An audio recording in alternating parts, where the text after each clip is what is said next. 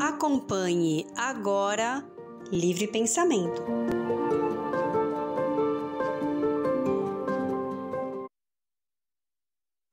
Olá, amigas, olá, amigos, muito bom dia a todos.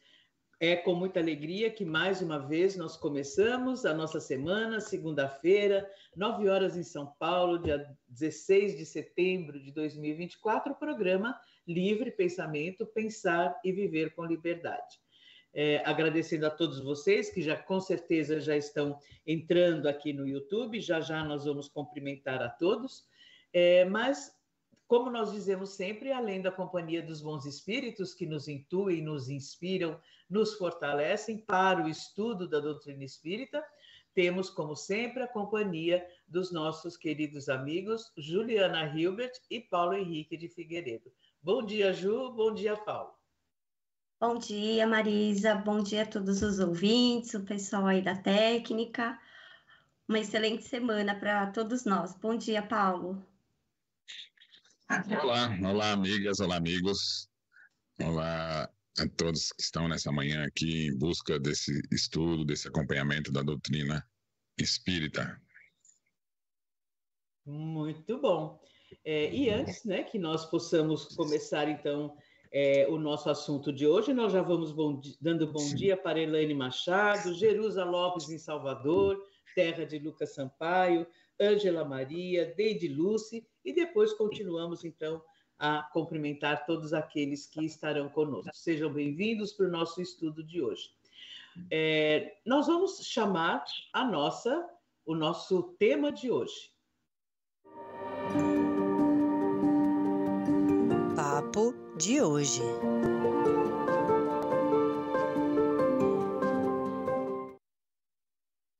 Vida espírita. No capítulo 6 do Livro dos Espíritos, Kardec, neste capítulo, vai tratar de vários itens, vários temas relacionados com a vida espírita. E entre eles, a escolha das provas, que é para nós espíritas sempre objeto de muito estudo, de muita dedicação, para que nós possamos entender o verdadeiro sentido, da escolha de provas, o que está implicado nisso. Na questão 258, Kardec diz assim: quando na erraticidade, antes de começar nova existência corporal, tem o espírito consciência e previsão do que lhe sucederá no curso da vida terrena? E os espíritos respondem: ele próprio escolhe o gênero de provas porque há de passar, e nisso consiste o seu livre arbítrio. E aí a pergunta 258A: não é Deus, então, que impõe as tribulações da vida como castigo? Nada ocorre sem a permissão de Deus, porquanto foi Deus quem estabeleceu todas as leis que regem o universo. Paulo Henrique de Figueiredo. Esse ponto é um dos pontos fundamentais da doutrina espírita, né? Ele trata da questão da escolha, né, que se faz, né? Essa escolha foi ensinada pelos espíritos. Quando os espíritas foram tratar do espiritismo, né, e tinham o conhecimento da reencarnação, a ideia da escolha das provas, ou seja, na reencarnação, a escolha do que vai se vivenciar, né, os fatos fundamentais, né, as vicissitudes, as oportunidades, tudo aquilo que você vai vivenciar, ela faz parte de um planejamento. Porque a fase que estamos vivendo no mundo, os espíritos designaram por expiações e provas, né? Então, vai haver entre os espíritas um processo de entendimento desses ensinamentos dos espíritos, né? Por exemplo, a relação entre expiação e prova. E aí os espíritos vão dizer: olha, tudo são provas. Entre as provas podem haver expiações. Então, expiações e provas não são coisas diferentes, né? E aí vem o ensinamento de que as provas são escolhidas. Há uma coisa interessante, né, na obra de Kardec, que a certo momento, né, ele cita que há em Platão um mito, né, que está no livro A República, que antecipa tese dos espíritos da escolha das provas. Quando Kardec vai falar sobre esse mito, ele acrescenta uma observação que é bastante interessante e significativa. Ele diz assim, nunca havíamos pensado, né, de encontrar essa informação em Platão. Foram os espíritos que nos chamaram a atenção para isso. Ou seja, o interesse de estudo em Kardec a respeito das escolhas das provas em Platão não foi algo que ele pesquisou, encontrou, ou algo que ele já sabia. Foi algo indicado pelos espíritos. Vá lá procurar em Platão que você vai encontrar as escolhas das provas. Então, isso mostra a direção dos espíritos na estruturação do espiritismo, né? Essa questão da escolha das provas veio inteiramente da informação deles. E depois Kardec foi percebendo a lógica disso. Essa questão, gente, é tão complexa que Kardec só vai concluí-la no livro O Céu e o Inferno, que é um livro, um dos últimos livros, né? E quando ele faz a definição clara, né, do que são expiações e provas, né, nesse livro, ele pega o Evangelho segundo o Espiritismo e faz uma série de alterações para ficar mais de acordo com esse entendimento, né? E quando ele escreve a Gênese, ele repete essas informações do céu e inferno. Então, a gente pode dizer que o que gira em torno, né, da escolha das provas fundamenta a psicologia da evolução do espírito. Então, é um tema fundamental espírita, né? A reencarnação já havia sido retomada, né, pelo espiritualismo, mas não é um sistema que alguém pensou a escolha das provas, né? É uma lei da natureza, é uma lei de Deus. E é isso que esses trechos, né, Marisa, que estão aí no Livro dos Espíritos vão tratar, né? O 258, né, que você leu, mas a gente tem aí uma continuação do 258, que é o 258A. E no 258A, nós vamos ter assim, não é Deus, então, que lhe impõe as tribulações da vida como castigo? Né? Aí ele diz, olha, nada ocorre sem a permissão de Deus, porquanto foi Deus quem estabeleceu todas as leis que regem o universo. Né? E de agora perguntar por que decretou ele essa lei e não aquela, dando ao espírito a liberdade de escolher. Deus deixou a inteira responsabilidade dos seus atos e das consequências que estes tiverem, né? Então, e aí começam a surgir os detalhes para a gente poder estudar e entender o significado da escolha das provas, né? Conclusão primeira desse assunto, né? O que a gente vivencia na vida, nesta fase de expiações e provas, são oportunidades. Todas as circunstâncias nas quais estamos inseridos, elas são oportunidades para o desenvolvimento de valores ou para a superação de imperfeições, né? Isso é a base para que a gente tenha uma sensação completamente diferente no cotidiano do lidar com a vida, né? Que é, nada ocorre por acaso e nada ocorre por castigo. Não há uma deliberação divina de que você sofre algo para ser castigado no interesse dele, né? Então, os significados, né, de provas, expiações e castigos, os três são diferentes. E aí a gente vai ter um desdobramento desse nosso estudo, né? Demonstrando que, em verdade, castigo não tem nada a ver com provas nem expiações. Castigos tem a ver com a infelicidade na qual o espírito se coloca quando age por meio de imperfeições, estabelecendo um isolamento voluntário, né, da relação com os outros espíritos. Enquanto que a felicidade é justamente a paz, a tranquilidade do agir coletivo, da ligação que temos com os outros espíritos, né? Os semelhantes, né, com os quais nós cooperamos no bem, os mais simples aos quais devemos servir, e os espíritos superiores e puros, né, que nos inspiram e nos dirigem, né? Essa ligação com esse conjunto de espíritos que formam a humanidade universal é que nos traz felicidade. É um outro olhar. O espiritismo, ele coloca a humanidade, né, num novo patamar de entendimento, que é a base, a compreensão necessária para uma transformação moral de toda a humanidade. Essa é a função do Espiritismo e o porquê dele surgir neste momento, né? Que o entendimento, a ciência, está permitindo que a gente compreenda os detalhes dessas questões, não é isso? Exatamente. Quer continuar, Paulo? O raciocínio, não? Já terminou? Ah, tá. É que eu achei que você ia continuar. Pois é, e esse novo olhar, esse entendimento é fundamental, porque nós, né, no meio espírita, carregamos durante muitos anos nesse condicionamento, esse conceito, o entendimento equivocado desse conceito, né? Tanto que nós associávamos, eu estou dessa forma, ou eu estou passando por isso, porque eu não sei o que eu fiz na outra encarnação, é um castigo de Deus, é porque Deus quer, Deus isso, Deus aquilo. E nós vamos entender o espírito exercendo o seu livre-arbítrio.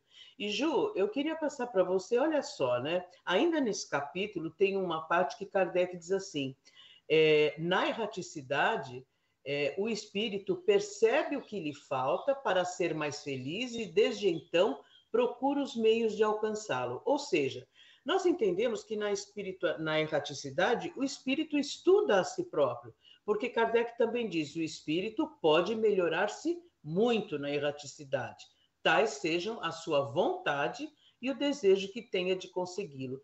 Então, nós podemos entender que a escolha da natureza das provas está exatamente associada àquilo que o espírito aprendeu de si próprio, para que na próxima encarnação, então, ele possa superar as suas imperfeições, as suas dificuldades, Ju. Legal essa reflexão, né? Para a gente pensar o que eu fico fazendo lá na vida espírita, então, quando eu estou no mundo espiritual. Então, a gente pode entender que cada espírito é uma individualidade, né? Com as suas necessidades, com as suas questões, com as suas buscas, com as suas aptidões, né? Mas a gente entendendo que na vida espírita, no mundo espiritual, não há ociosidade, né? Que todos os espíritos estão ali trabalhando para o seu melhoramento, né?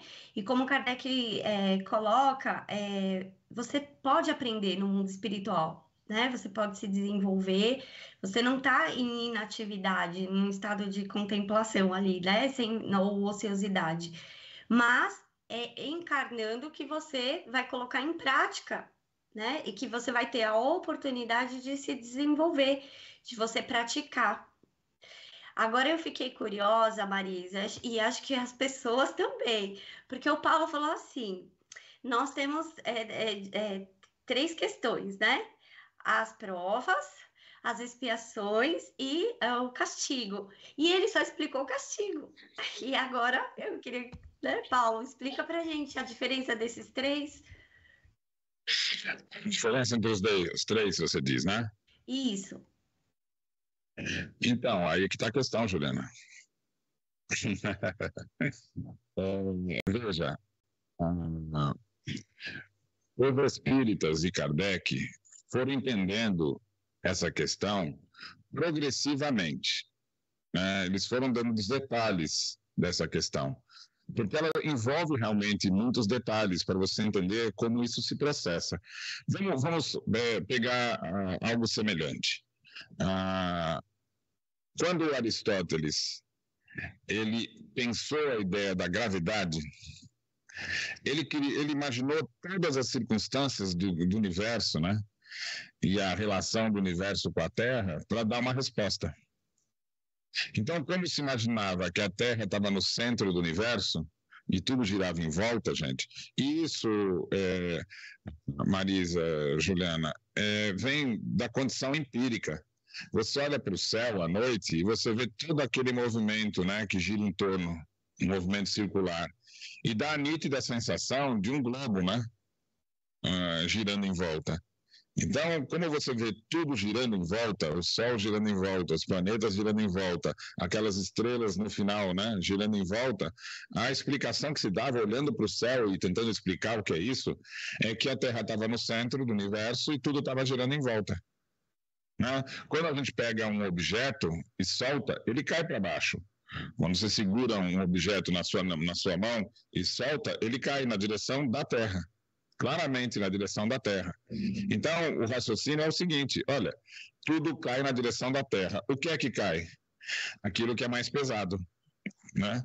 Então, de observação em observação, chegou-se em 4 elementos, que na verdade vão representar o sólido, o líquido, né, o gasoso e o fogo. Se você pensar, tudo se enquadra num desses 4.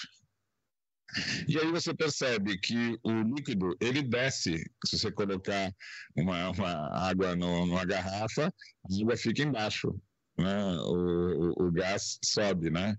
Se você pegar uma madeira verde e jogar na fogueira, você vai ver que ela vai borbulhar água, vai sair fumaça, né? Por fim pega fogo, e aí vira cinzas. Então, na época do Aristóteles, eles olhavam para a madeira pegando fogo e usavam isso como uma explicação. Olha, ela é formada de água, de terra, de fogo e de fumaça, do ar. E a gente vê que quando pega fogo, os 4 se separam.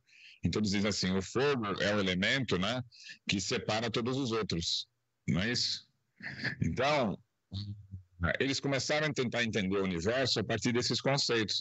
E aí a resposta de por que as coisas caem é porque a natureza da Terra é ir para o centro do universo, e corresponde ao centro da Terra. Quando você chega numa época moderna, que é questionada a ideia de que a Terra estivesse no centro do universo, né? De que a Lua para cima fossem feitas de um 5º elemento. Tudo isso ficou em questão.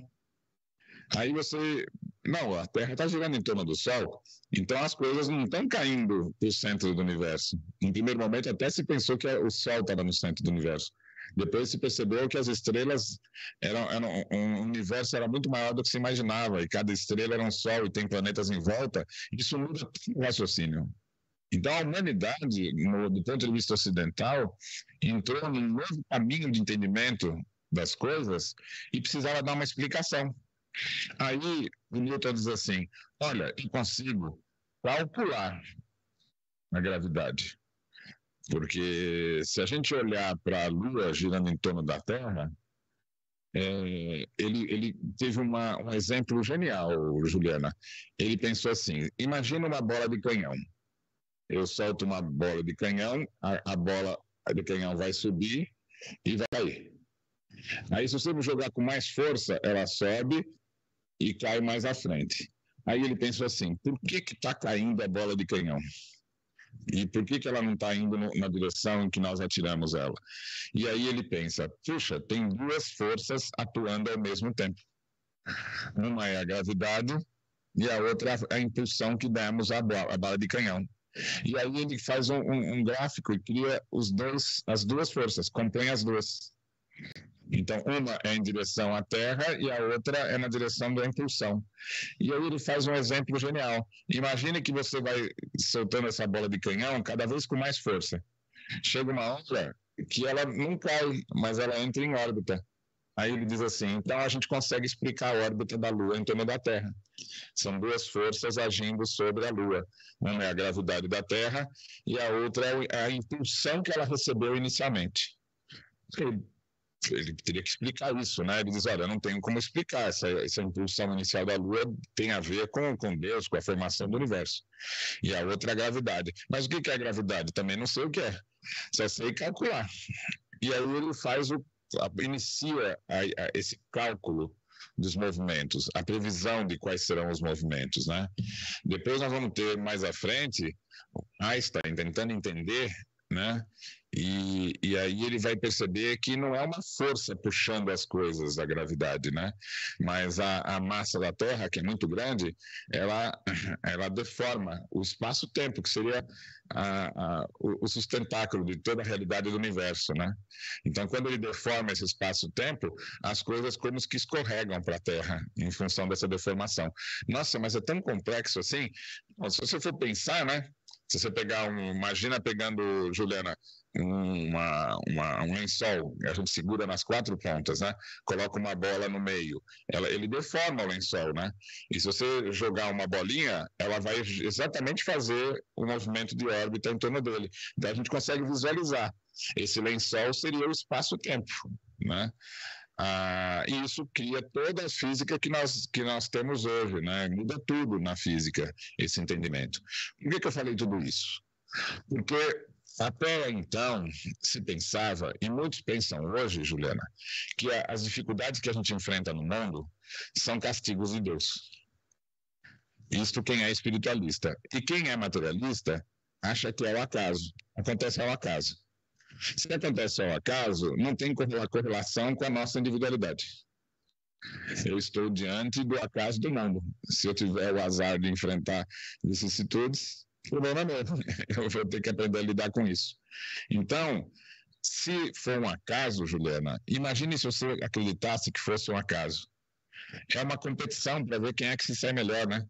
Eu tenho que escapar disso, eu tenho que me virar, né? Então isso não provocaria solidariedade. Isso, o que contraria o pensamento materialista, né? A gente viu recentemente, né, o problema das chuvas no sul. E aí, em vez do Brasil, né, ficar feliz que não está com o problema que tem no sul, o Brasil se mobilizou para ajudar o sul, não é isso? E lá no sul a gente viu uma tremenda solidariedade. Então, o materialismo, gente, não explica o fenômeno da solidariedade humana. Porque se você acreditar piamente no materialismo, né, cada um teria que cuidar de si próprio. A vida seria uma competição. Então, não tem sentido algum você ajudar alguém que não traga nenhum interesse para você. Então, o materialismo não explica a solidariedade. Fazendo um parênteses aqui, nós vamos, gente, superar o materialismo quando a solidariedade se tornar o sentimento natural da humanidade. Aí não é que não vai mais saber como explicar, é que vai cair por terra. Porque nós vamos, na prática, perceber que a solidariedade é o fundamento da relação humana. O espiritualista, né, aquele que acredita no dogma, tudo que acontece na nossa vida é castigo de Deus. Então, se acontece alguma coisa, você já pensa, eu fiz alguma coisa errada e Deus está me castigando. A hipótese espírita, ela é como se fosse a mudança, né, de pensar que a Terra está no centro do universo e entender que tem algo completamente diferente nas leis que regem o universo, como aconteceu com a explicação no período de Einstein em relação ao que se pensava no passado, né? Então nós temos aí uma divisão, não é isso? O que se pensava até então e o que se passou a pensar depois. Foi um amadurecimento. Então aqui a gente pode afirmar o que o Espiritismo prevê, que a humanidade vai passar por um amadurecimento, superar a ideia do acaso, superar a ideia do castigo divino para as vicissitudes e compreender que é uma lei universal. Nossa, mas por que é o Espiritismo que vai anunciar isso? Porque quem conta para a gente o que acontece nas leis universais, fora do alcance da nossa observação, são os espíritos. E isso ocorre, gente, no universo, em todos os planetas, em todos os tempos. E no nosso planeta ocorreu por meio do trabalho de Allan Kardec e dos espíritas. É um marco. Né, da mesma forma, mas como é que vai assim, Kardec que descobriu? E a gente tem algum problema de achar que foi Newton que descobriu? A gente tem algum problema de achar que foi Einstein? Ninguém tem problema nenhum, foi Einstein. Né? Então tem que ter um início. Né? Kardec até demonstra que na ciência também há essa ideia de uma revelação, que é quando alguém descobre algo que não se percebia e não se via. É um marco. E o Espiritismo é o marco da descoberta, né, por meio do contato com os espíritos superiores, né, da lei da escolha das provas, que altera completamente a relação nossa com a vida. Então, vicissitude não é castigo, Juliana. Vicissitudes são oportunidades. Essas oportunidades se chamam provas. Então, nós estamos no mundo enfrentando, poxa, mas por que funciona assim? Porque os espíritos simples e ignorantes, a humanidade no seu início, não tinha o desenvolvimento das faculdades. Não tinha o desenvolvimento da razão, da vontade, do domínio sobre si mesmo. E são justamente as provas que dão a oportunidade de se desenvolver a inteligência e tal, no primeiro momento. No segundo momento, essa inteligência desenvolvida e essa vontade se tornam instrumentos para você se desenvolver moralmente, desenvolver as virtudes. E aí sim iniciam-se as provas. Eu vou vivenciar uma circunstância para aprender com ela. né? Só que algumas pessoas, né, alguns espíritos, desenvolvem imperfeições, também por escolha própria. Ou seja, criam apegos, né? E isso cria um isolamento e dá a ele sofrimento. O sofrimento, então, é a infelicidade que ele sente enquanto tem imperfeição. E aí, Deus renova sempre as oportunidades. E as provas que vão sempre se renovando, né? Quer que ele aproveite ou não, em algum momento ele cai em si. Ele se arrepende, Juliana. E aí ele enxerga que as provas são instrumentos para ele superar a imperfeição. E aí ele vai superar as imperfeições por meio das provas chamadas de expiações e depois continua a vivenciar as provas para desenvolver as virtudes. Ou seja, alcançar as virtudes é o destino comum de todos nós. Né, Marisa? Está fechado o seu som, Marisa. Opa, antes que nós possamos continuar, gostaríamos também de cumprimentar a Évora Rita, Edelve, Joenilton, um grande abraço, Cecília Reis, Sueli Preto e Luziângela Marota, José Nildo, um grande abraço, amo esse estudo, que bom, todos nós aprendemos muito sempre, né? Paulo e Juliana, tem uma pergunta que sempre é alvo de muitas boas discussões, né, nos grupos de estudo, que é a 262 e a 262A. A 262 diz: como pode o espírito, que em sua origem é simples, ignorante e carecido de experiência, escolher uma existência com conhecimento de causa e ser responsável por essa escolha?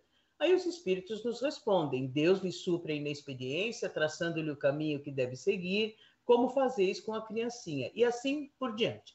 Mas na 262A, quando o espírito goza de livre-arbítrio, a escolha da existência corporal dependerá sempre exclusivamente da sua vontade, ou essa existência lhe pode ser imposta como expiação pela vontade de Deus? E aí a resposta é muito bonita dos espíritos. Deus sabe esperar, não apressa a expiação, todavia pode impor certa existência a um espírito quando este, pela sua inferioridade ou má vontade, não se mostra apto a compreender o que lhe seria mais útil, e quando vê que tal existência servirá para a purificação e o progresso do espírito, e ao mesmo tempo que lhe sirva de expiação. Então, quando surge essa questão no estudo dos grupos, né, muitas questões estão envolvidas na palavra que Deus impõe essa existência, nós explicamos que é enquanto processo, enquanto lei natural. Mas no caso do espírito, e aí, né, os espíritos, vamos dizer, ainda ignorantes ou endurecidos, quando eles não têm condição de escolher esta encarnação que lhes seja útil, cujo fim é a reparação e o retorno ao bem, nós podemos entender que os espíritos superiores auxiliam na escolha desta encarnação para que isto se concretize, Paulo? É isto, Paulo, Juliana? Olha, primeira coisa, gente, toda vez que na obra de Kardec a gente vê escolha de Deus, não é uma escolha objetiva. Deus pega e escolhe. É a escolha de Deus segundo as suas leis, né? E todo o conjunto da criação responde ao pensamento divino. Então, Deus está presente, mas ele não altera as coisas para que aconteça segundo a sua vontade, né? As coisas acontecem segundo os seus representantes, que é a humanidade universal. Então, esse é um princípio básico, Marisa, que dificulta criar sistemas. Então, a gente, quando lê uma pergunta como essa, uma questão como essa, a sua resposta, 262, não adianta você ler com o que está na sua cabeça, você tem que ler com a teoria que o Espiritismo está apresentando. Né? Esse é um problema de uma leitura não científica, mas teológica. Uhum. As religiões cristãs são centenas e elas usam um só livro. Como que cada um pode pensar diferente do outro, chegar a conclusões tão distantes, né, muitas vezes opostas, se o livro é o mesmo? Então isso se dá pela leitura que cada um faz. Ou seja, ele vai ler no livro aquilo que ele pensa e não ler o livro para entender o que ele está dizendo. Então, a mesma coisa ocorre com o Espiritismo, não se deve fazer uma leitura teológica. O indivíduo pensa uma coisa, vai lá e pega um trecho e interpreta segundo a sua leitura, e não estudar o conteúdo todo. Né? Então, quando ele chega na 262, Marisa, ele já passou pelas anteriores. Né? Então, por exemplo, ele vai dizer assim, tudo que a gente vivencia, a gente escolhe, e aí eles usam o seguinte exemplo. Um espírito pode nascer, pedir para nascer e nascer entre malfeitores, para que ele se coloque nessa circunstância, né? E aí vai ser a escolha dele, né? Agir de forma igual ou conseguir superar esse apelo, essa tentação que ele vai estar envolvido, né? Então, vamos dizer assim, ele tem uma tendência, ele vai viver entre aqueles que têm uma tendência semelhante para tentar superar essa circunstância, mas ele não sabe se vai superar ou não. Então, a prova é nascer entre os malfeitores. Aí Kardec fala assim, mas então se não houvessem malfeitores, não teria como ele passar por essa prova. Aí os espíritos falam, claro, e é assim que acontece quando o mundo se torna um mundo melhor. Então, o que eles estão dizendo? Neste período de expiação e prova, o convívio comum entre espíritos que ainda estão no desenvolvimento das faculdades e ainda têm imperfeições, né? Então, é nessas circunstâncias que ocorre o período de expiação e prova. Antes disso é o mundo primitivo, né? E depois disso vai ser o mundo de regeneração. Então, é uma circunstância de quando inicia a liberdade, inicia o livre-arbítrio. E aí você pode fazer escolhas. Essas escolhas vão se encaminhando por meio de uma educação do espírito, né? Aí, em seguida, Kardec pergunta assim, mas como que eu posso considerar que o espírito simples e ignorante vai fazer escolhas se ele ainda não sabe escolher? Então, vem desse estudo, né? Enquanto ele não faz escolhas, ele vai enfrentar circunstâncias que vão provocar o seu desenvolvimento, né? Então, isso ocorre segundo a lei de Deus. Ou seja, a vida nossa no mundo, gente, é dirigida por espíritos superiores e puros, né, que respeitam a nossa liberdade, mas organizam o desenvolvimento da humanidade.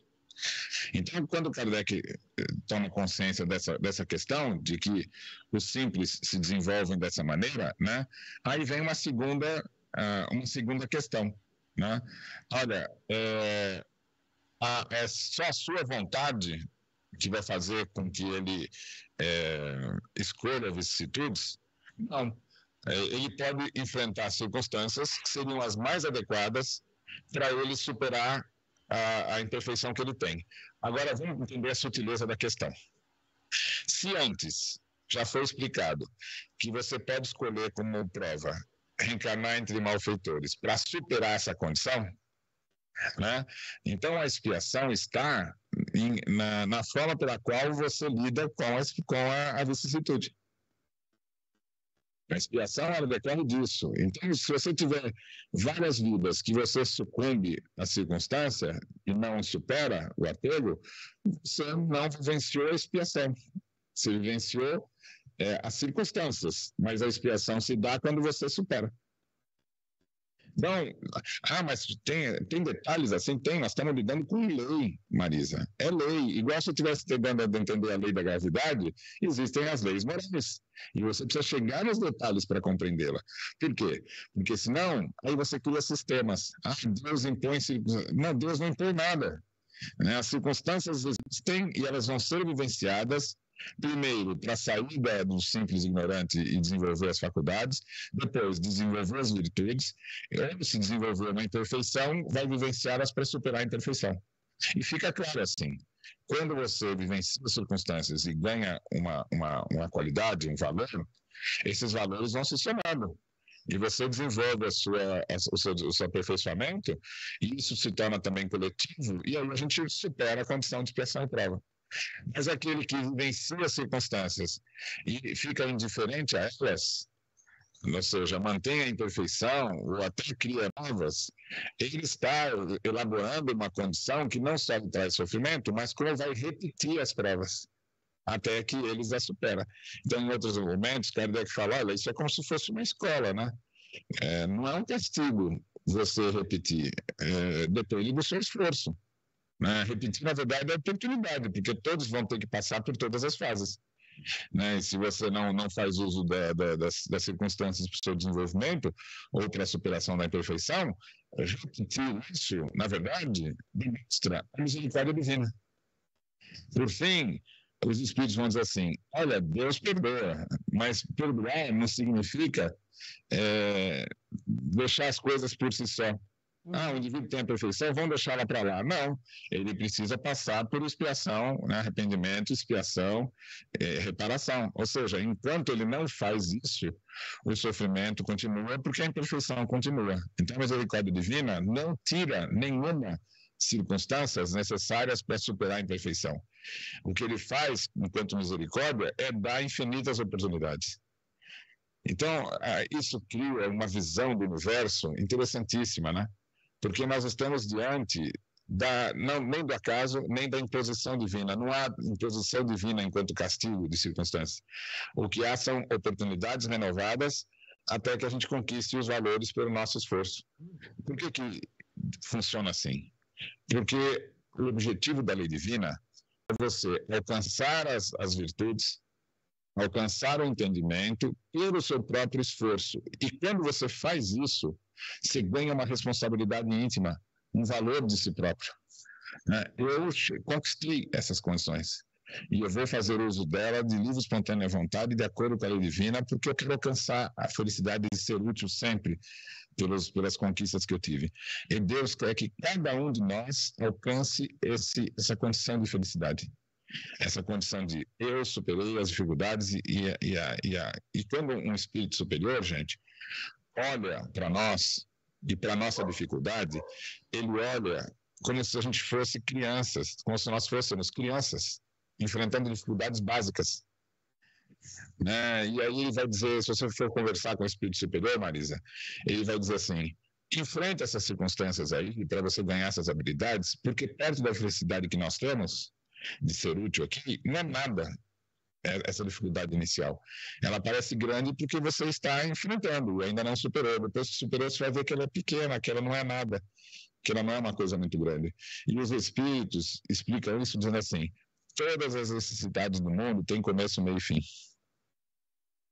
Então, o espiritismo vem trazer a verdadeira doutrina, tirar as fantasias e colocar na gente a esperança onde ela deve estar. A esperança naquilo que se realiza, né? Não a esperança em fantasias.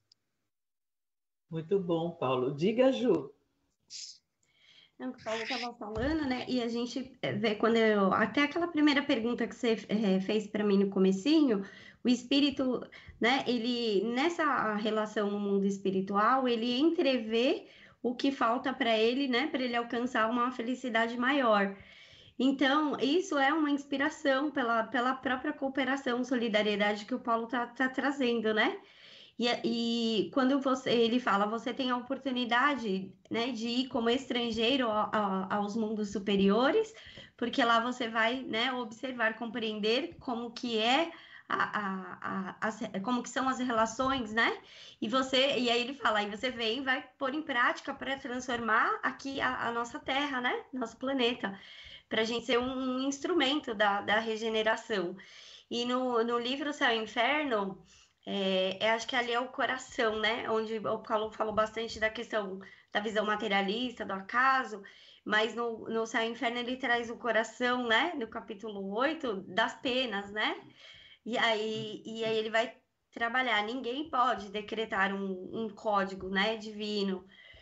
E ele vai trazer, né, ali, vamos colocar assim, uma síntese, né, de tudo ali nos 25 itens, e depois a gente entra nos exemplos, para a gente poder fazer, né, o link com a parte doutrinária, esse capítulo 8 e os exemplos, né? Então tem o último exemplo, que ele trabalha a questão da expiação ali, e aí ele fala, né, a última encarnação eu fui útil apenas para mim, ou seja, né, eu consegui superar essa imperfeição que eu tinha.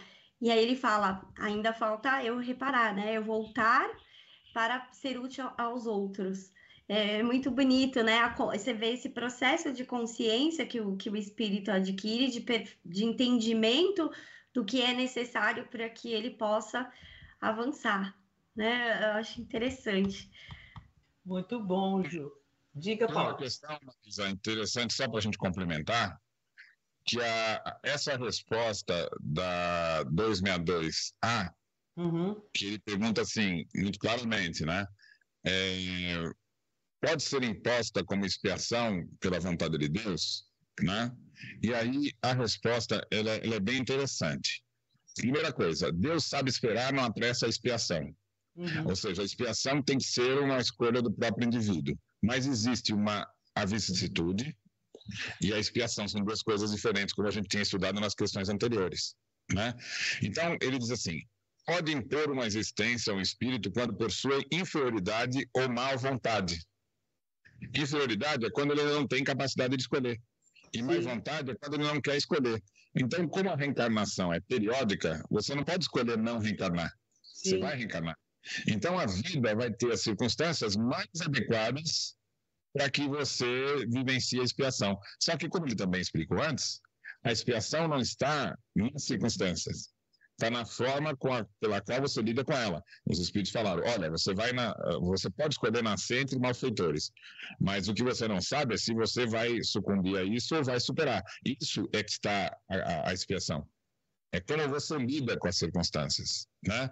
Então, aí, é importante a gente ver o finalzinho aqui, ó. Não é capaz de compreender o que seria mais salutar. E quando vê que essa existência pode servir à sua purificação e ao seu adiantamento. Então, aquela circunstância pode servir.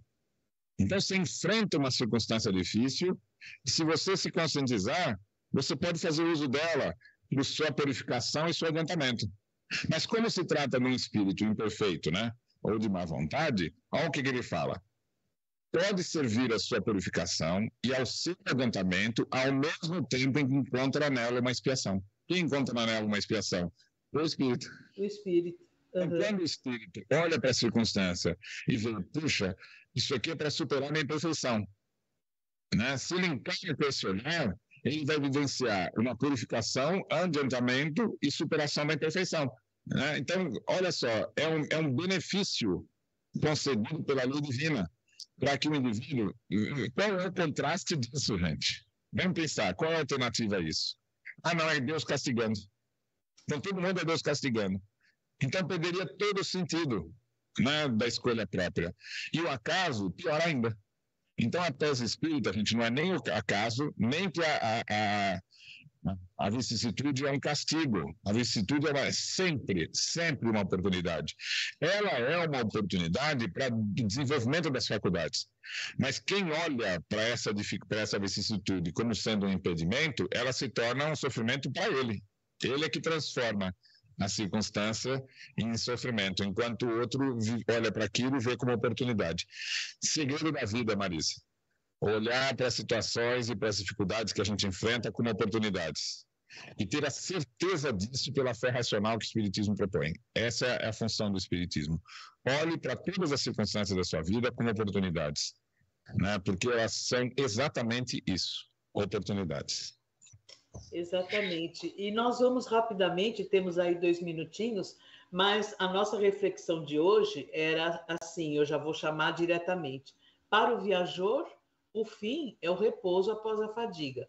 Para o espírito, é a felicidade suprema após as tribulações e as provas. Paulo Henrique. O que o Espiritismo então diz para a gente é o seguinte: estamos na fase das tribulações e das provas, que é um meio para adquirir habilidade. Depois, nós vamos exercer os nossos valores e ter felicidade por isso. Então, como se a gente estivesse fazendo, Marisa, qualquer coisa que exija habilidade. Você vai trabalhar numa cozinha. Você vai começar lavando o prato. Né? Você vai começar lavando a cozinha. Mas por que isso é castigo? Não, porque todo cozinheiro sabe que você tem que conhecer todos os detalhes da função. E faz parte da função lavar tudo, deixar tudo em ordem. E aí você começa por isso, né? Para depois entrar nos detalhes da habilidade. Né? A gente pode olhar para o nosso planeta e enxergar algo semelhante. Quando você olha para o mundo e fala, nossa, mas ele está cheio de coisa para arrumar. Então, essa é a oportunidade que nós temos. E por que não se arruma? Porque de um lado a gente está tentando arrumar e de outro está piorando. Né? Então é a mesma coisa se você olhar para o nosso rio aqui, né, em São Paulo, quem é de São Paulo, né? Você vê o rio poluído. Nossa, mas são décadas que estão tentando limpar. Claro, porque alguns você limpa de um lado e suja do outro. Então, isso não termina nunca. Então, quando a gente conseguir vencer o egoísmo, né, do esforço para melhorar o mundo será efetivo. Que coisa interessante. Quando a gente superar o egoísmo, todo esforço para tornar o mundo melhor vai ser efetivo. Ou seja, rapidamente o planeta vai caminhar para o saneamento. Né? Então, o start disso, o início disso é a superação do egoísmo. E isso o Espiritismo prevê que vai ocorrer, porque estamos aí na beira da regeneração. Com certeza. Nós já vamos despedindo, pedindo a Juliana e Paulo as suas despedidas. Já estamos no nosso tempo limite. Ju. Um abraço, boa semana a todos. Até a semana, abraço a todos. Um abraço a todos, até a semana que vem.